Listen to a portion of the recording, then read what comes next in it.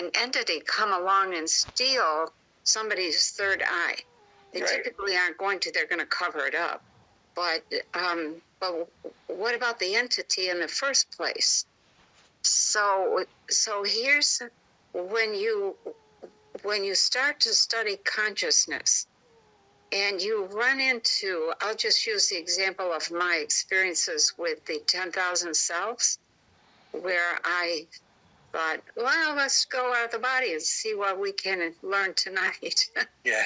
So, and then discovered that there were 10,000, and that's just a number to indicate a lot. An uncountable number of versions of myself that were like these wispy, ghost-like versions that were busy repeating the same thing over and over and over.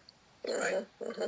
And so that, there was this whole conversation. This voice kept coming in, asking me, are you creating or exploring? Are you creating or exploring? And I didn't know what to say. And I got irritated. Yeah. I know. And I thought, I don't know what you're talking about. What do you mean? And so, long story short, after the experience was over, and it was one of the most profound experiences of my life, because one of the things I experienced was that I was all alone. There was no one else. There was only me. And all these versions of myself were of no use and no comfort. And that really, that I had this profound, like, oh my God, I want other people, I want others.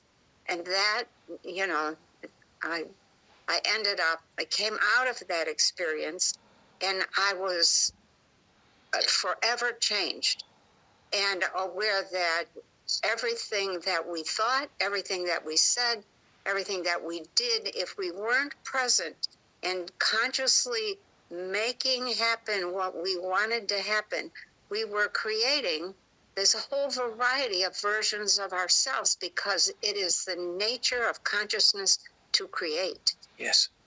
And it does so continuously.